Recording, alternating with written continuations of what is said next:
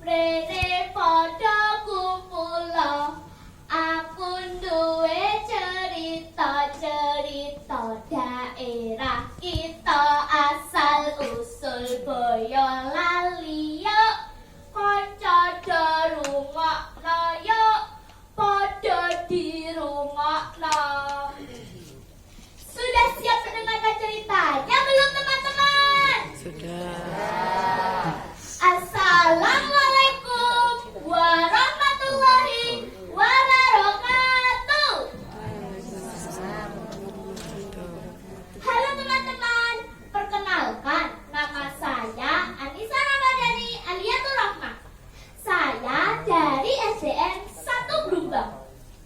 Saya ingin menceritakan tentang asal-usul nama Boyolali. Cerita ini diambil dari buku cerita rakyat Kabupaten Boyolali, transkripsi dan terjemahan yang diceritakan kembali oleh Mardianto. Buku ini diterbitkan oleh Perpustakaan Pusat Bahasa Departemen Pendidikan Nasional pada tahun 2005 dan masuk di Perpusnas pada tanggal 8 bulan Juni tahun 2006.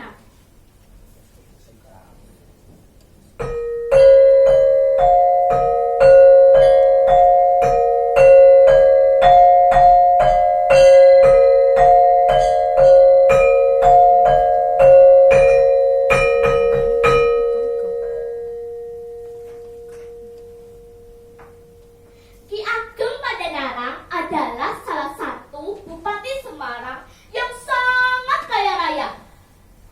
Karena sangat kayanya, itu membuatnya jadi sombong dan lupa beribadah. Hanya memikirkan cara mengumpulkan harta dunia saja. Kewajibannya menyiarkan agama Islam sudah dilupakan. Para wali mengetahui kabar tersebut dan membuat mereka menjadi sangat kecewa. Kemudian diutuslah Sunan Kalijaga untuk mengingatkan tindakan Ki Ageng Padanarang yang telah keliru. Sunan Kalijaga sangat senang menerima tugas tersebut. Kemudian beliau mencari cara agar bisa mengingatkan Ki Ageng Padanarang kembali ke jalan yang benar. Cara yang pertama yaitu Sunan Kalijaga menjual rumput.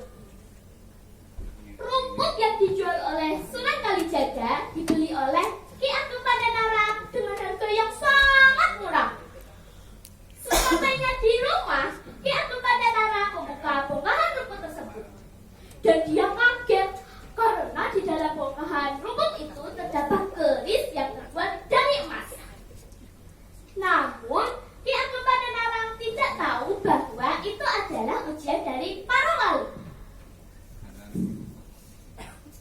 Suatu hari, Ki Ageng Padanarang mengadakan acara syukuran Embun Bujana Andramina karena telah selesai membangun keraton.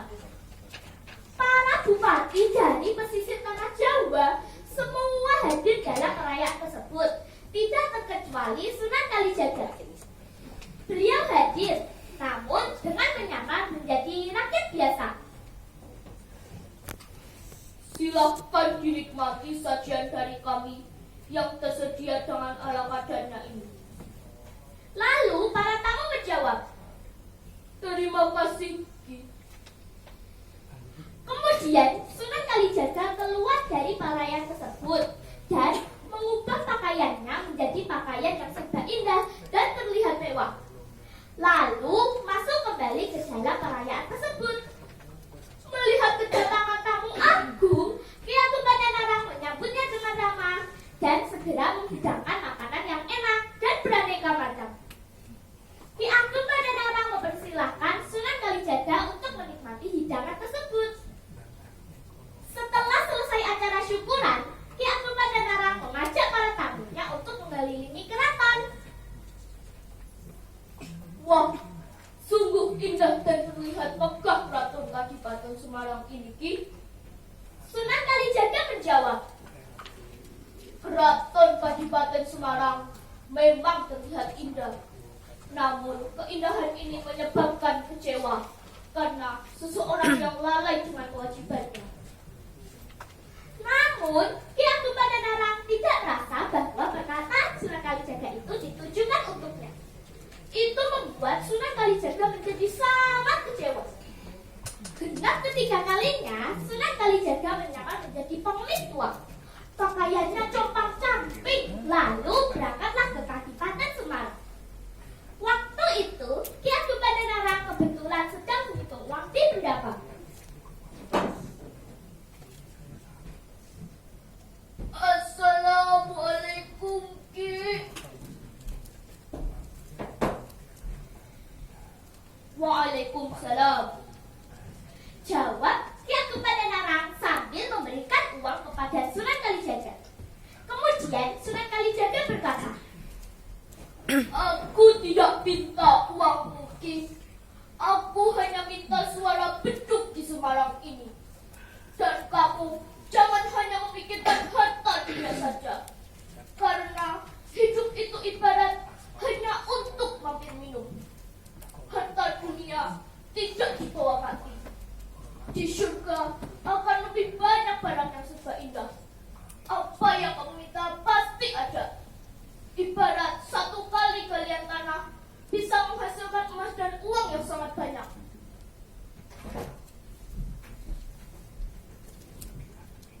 "Aku tidak akan menuruti apa yang kamu inginkan. Ucapanmu bukan berarti apa-apa. Jika kau ingin emas dan uang, aku bisa memenuhi keinginanmu itu dalam sekejap mata."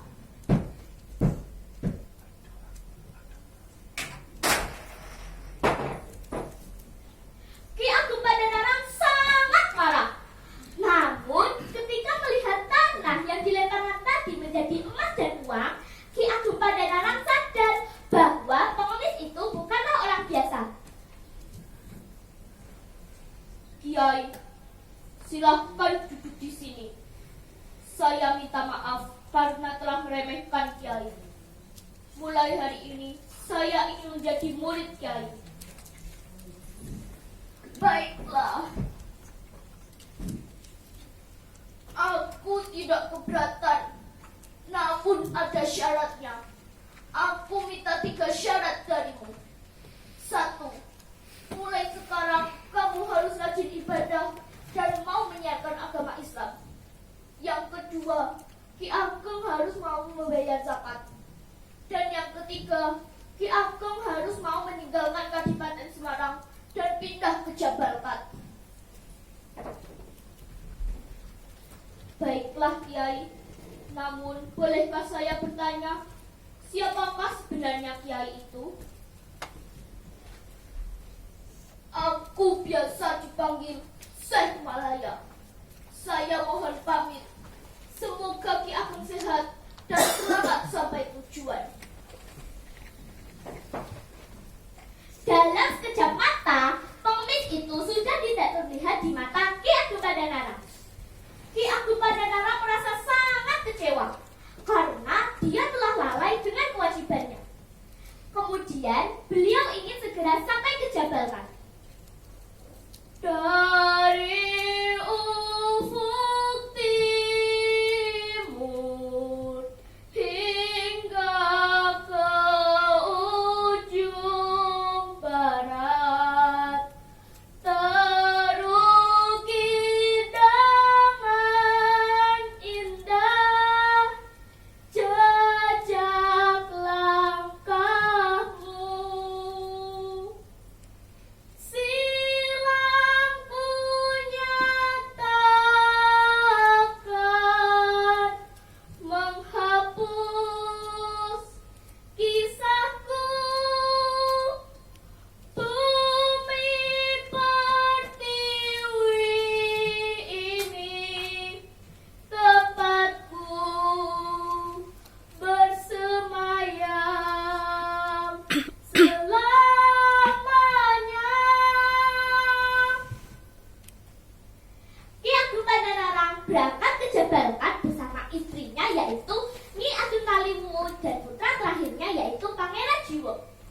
Di tengah-tengah perjalanannya, mereka dicegat oleh dua perampok. "Hai Kisanak, serahkan harta bendamu. Jika kau ingin harta, ambillah bambu kuning yang dibawa oleh istriku. Namun, jangan sakiti anak dan istriku." "Apa hanya itu saja harta bendamu?" "Di dalam bambu kuning itu terdapat emas, intan, berlian, dan juga uang dinar." "Wah, hitangan kaya raya ini." "Benar, Ki. Itu yang hanya di dalam bambu kuning saja. Belum isi padi itu. Ayo kita rebut saja." "Tolong! Tolong! Ki Ageng, tolong!" Mendengar cerita minta tolong dari Nyi Ageng Kaliwungu, Ki Ageng Padanarang mengubah kedua perampok itu menjadi wujud domba dan ular. Mereka memohon maaf kepada Ki Ageng Padanarang dan menjadi pengikut Ki Ageng Padanarang. Setelah itu, Ki Ageng Padanarang melanjutkan perjalanannya bersama dikawal kedua pengikut tadi. Mereka berjalan di pinggiran Sungai Sengon. Ketika matahari di tengah-tengah, Ki Ageng Padanarang sudah sampai di Sungai Tengkurang, yaitu terletak di antara Sungai Sengon dan Sungai Klataan. Ki Ageng Padanarang bergumam, "Bening sekali air ini."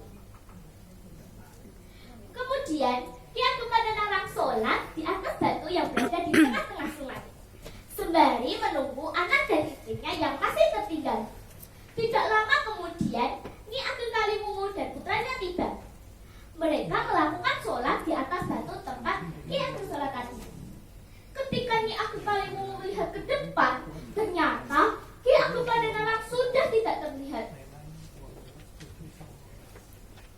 "Boya wis lali, Ki Ageng meninggalkan aku. Tempat ini besok akan ramai seiring berubahnya zaman. Tempat ini dinamakan Boyolali. Triosipun Nyai Ageng Kaliwungu,